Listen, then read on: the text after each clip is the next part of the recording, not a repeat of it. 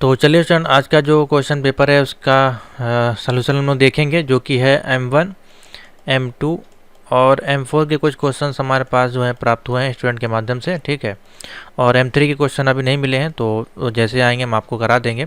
और काफ़ी ख़तरनाक स्थिति में बच्चों ने लिख के भेजा है, जो कि कुछ रीडेबल नहीं है, लेकिन फिर भी हमने इसको डिकोड करके और टाइप करके फिर आपके लिए तैयार किया है। तो अपने अपने आंसर आप मिला सकते हैं। आपके पास अगर कोई अदर क्वेश्चन आए तो आप इस नंबर पे अपना मैसेज करके अपने क्वेश्चन सेंड कर सकते हैं। ठीक है, और बाकी सभी के सोल्यूशन देखिए अवेलेबल हैं डे बाय डेज। ये आपका M3 और M4 का है, जो कि है 14 जनवरी का। ठीक है, ये आपका 14 जनवरी का M1 M2 का है, और बाकी दो ये अवेलेबल हैं 13 तारीख के। ठीक है, और A लेवल के भी आपको सोल्यूशन प्रोवाइड किए जा रहे हैं।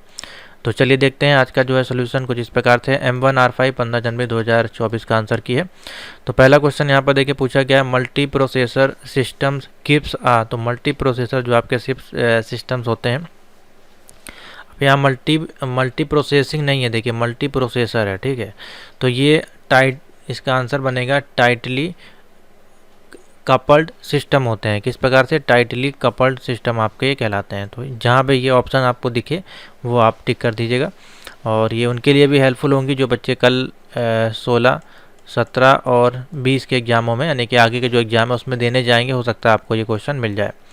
नेक्स्ट देखते हैं, another type of multiple CPU system is. Another type आपका जो होता है मल्टीपल CPU को क्या बोलते हैं? क्लस्टर्ड सिस्टम बोलते हैं, क्लस्टर्ड सिस्टम। ठीक है, another type of multiple CPU system जो होता है उसको हम लोग बोलते हैं क्लस्टर्ड सिस्टम। नेक्स्ट है एग्जाम्पल ऑफ, पूछा गया example of open source operating system इस। तो एग्जाम्पल ऑफ ओपन सोर्स के लिए देखा जाए तो ओपन सोर्स यहाँ पे देखिए हमने एक ऑप्शन आपके लिए ऐड किया, दोनों ऑप्शन उन्होंने भेजे हैं हमारे पास स्टूडेंट ने। तो यूनिक्स और लिनक्स जो है दोनों ही आपके ओपन सोर्स हैं। तो बोथ वाला जो ऑप्शन अगर आपको दिखा होगा तो वो उसका सही हो जाएगा, यानी कि लाइनक्स और आपका यूनिक्स दोनों ही आपके जो है ओपन सोर्स ऑपरेटिंग सिस्टम है। नेक्स्ट है main memory of the computer system is known as volatile. तो दो प्रकार की मेमोरी है, एक वोलेटाइल एक नॉन वोलेटाइल, जो कि अलग अलग प्रोग्राम के लिए जैसे रैम, रोम और आपकी सेकेंडरी स्टोरेज डिवाइस के लिए यूज़ होती हैं। तो main memory of the computer system is known as volatile memory. ठीक है, उसके बाद है one word memory storage is the collection of 4 byte. One word यानी कि एक वर्ड मेमोरी स्टोरेज आपकी करती है कितने बाइट? 4 बाइट्स आपका जो है स्टोरेज करती है। ठीक है, what would use for a instant real communication. तो इंस्टेंट मैसेजिंग के लिए हम क्या यूज़ करते हैं? इंस्टेंट मैसेजिंग का यूज़ करते हैं। ठीक है, इंस्टेंट आपको रियल टाइम पे आपको जो है कम्युनिकेशन करना है अपने फ्रेंड के साथ, तो आप किसका यूज़ करेंगे? Instant messaging. और इसमें अगर आप देखा जाए तो आपके पास कौन सी है? टेलीग्राम जो है आपकी इंस्टेंट मैसेजिंग चैट ऐप है। बाकी व्हाट्सएप वगैरह भी आप इसी में यूज़ कर सकते हैं। विच of the following is an email client. तो ईमेल क्लाइंट के लिए हमारे पास कौन सा है? आउटलुक ऐप है जो ईमेल क्लाइंट का काम करती है। तो आउटलुक इसका राइट आंसर हो जाएगा, माइक्रोसॉफ्ट आउटलुक। पूछा जा रहा है उमंग ऐप में एन का क्या मतलब है? What does N stand for a Umang app. तो आपको बताया गया था उमंग ऐप का जो है न्यू एज बोला जाता है। ठीक है, इसमें जो एन दिया गया एन का मतलब है न्यू एज। ठीक है, नेक्स्ट है from which website of IRCTC do you book your ticket. तो आप बता दिए www.irctc.co.in। ठीक है, .co या को बोल सकते हैं .co.in। ठीक है, ये इसका राइट आंसर हो जाएगा। नेक्स्ट है can USSD service be availed by dialing. तो क्या USSD सर्विस है उसकी जो डायलिंग नंबर है वो किस प्रकार का है? तो आप बता दीजिए *99#। ठीक है, जो कि आपको अपने मोबाइल से डायल करना होता है।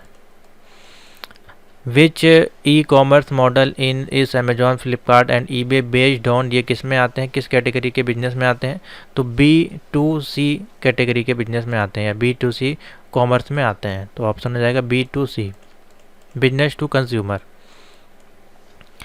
ठीक है, उसके बाद है what is the maximum size of the file we can attach in the Gmail. तो जीमेल में जो आपका जो मैक्सिमम फाइल साइज है 25 MB जो है फाइल आप उसमें अटैचमेंट कर सकते हैं, जो कि PDF हो, ऑडियो, वीडियो या टेक्स्ट फाइल हो सकती है। ठीक है, नेक्स्ट है shortcut keys to manage template in Libre Office Writer. तो लिब्रे ऑफिस राइटर में टेम्पलेट को मैनेज करना है।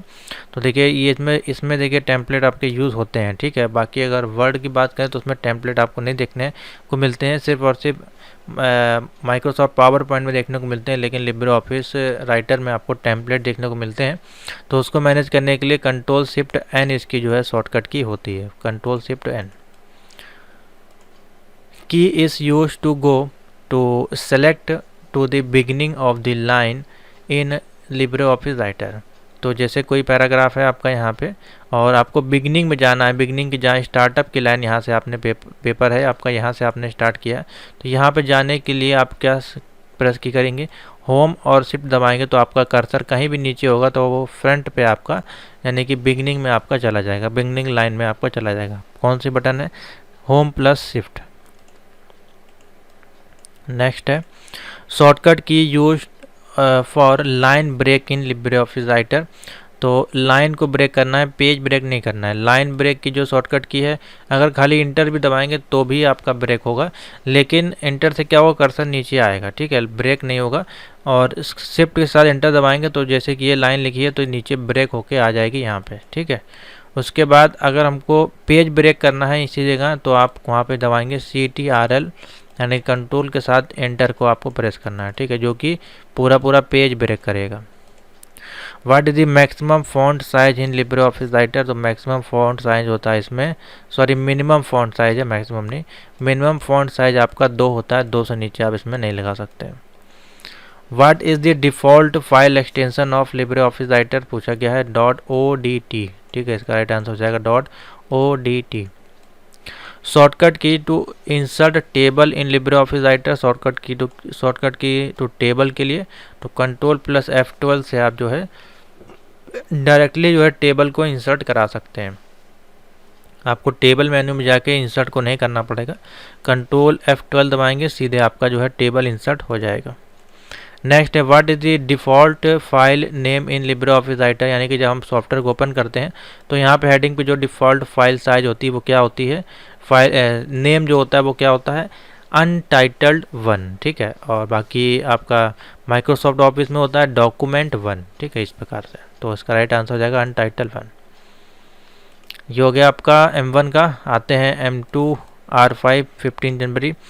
पूछा गया है वेब पेजेस, और यहाँ तक अगर आपको समझ में आ गया तो इसको लाइक कर दीजिएगा, ठीक है। वेब पेजेस जो आपके हैं वो editor work on which principle. तो इसमें जो प्रिंसिपल लगता है WYSIWYG जो है प्रिंसिपल इसमें यूज़ होता है। इसका एक फुल फॉर्म भी शायद होता है, एक सेकेंड आपको दिखा देते हैं। हाँ, तो देखिए ये जो आपका है एंक्रोमेस what you see is what you get. इसका जो फुल फॉर्म है कुछ इस प्रकार से होता है, what you see is what you get, यानी कि जो आप देख रहे हैं वो आप पाएंगे, वही इसका पेज एडिटर का प्रिंसिपल है, ठीक है। Which program is use by web client to view the web pages. तो जाहिर सी बात है वेब ब्राउज़र क्लाइंट जो है वो आपका वेब पेजेस को देखेंगे किसके माध्यम से, वेब ब्राउज़र के माध्यम से, ठीक है। इसमें जो हो सकता है आपका क्रोम हो सकता है, ठीक है, मौजिला हो सकता है, तमाम जो ब्राउज़र्स अवेलेबल हैं। What are shared on the internet and are called as web page. तो जो भी वेब पेजेस हैं उसको बेसिकली हम किस हाइपर टेक्स्ट डॉक्यूमेंट की तरह देखते हैं, ठीक है। तो ऑप्शन हो जाएगा hyper text document.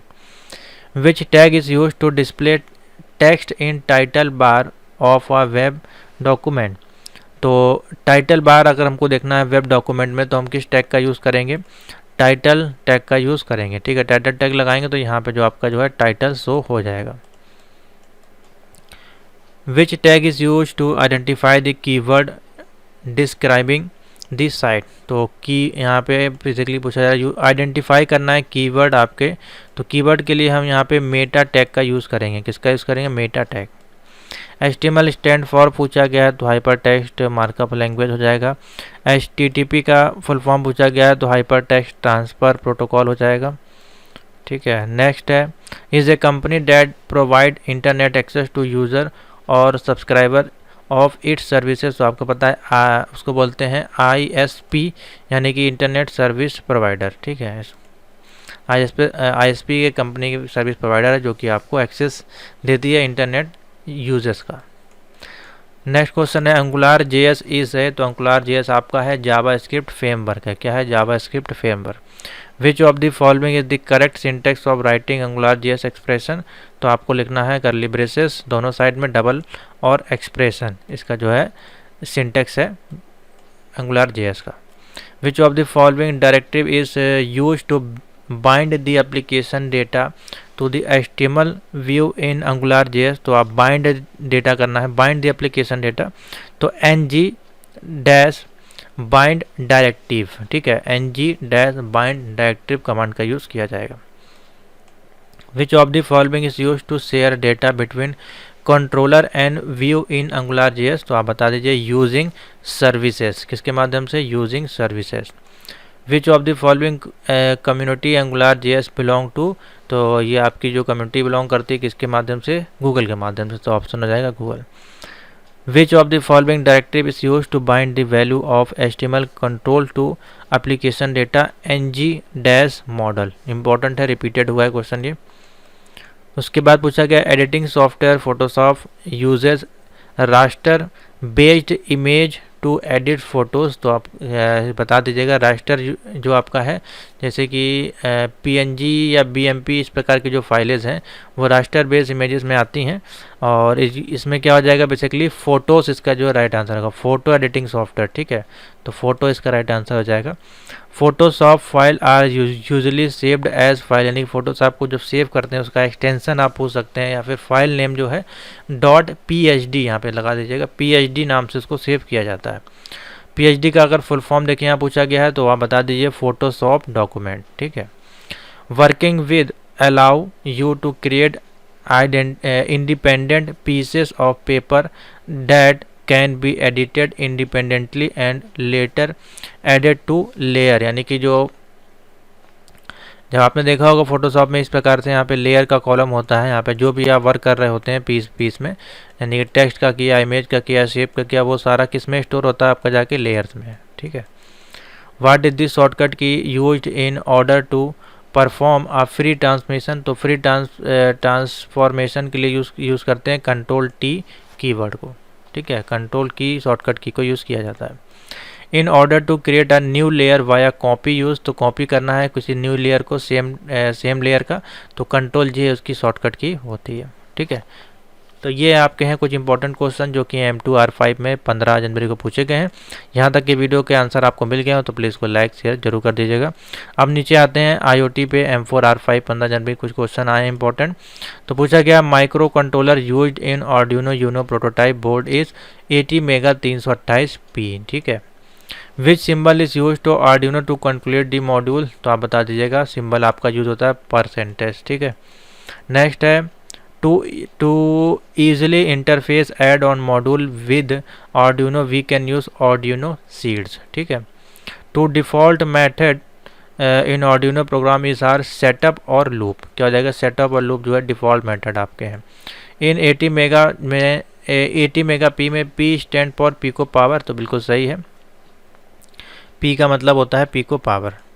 Full form of GPIO, तो जनरल पर्पस इनपुट आउटपुट, क्या हो जाएगा? General purpose input output. उसके बाद है LED का फुल फॉर्म पूछा गया light emitting diode, light emitting diode. Arduino Bluetooth also called Arduino BT, ठीक है, Arduino BT।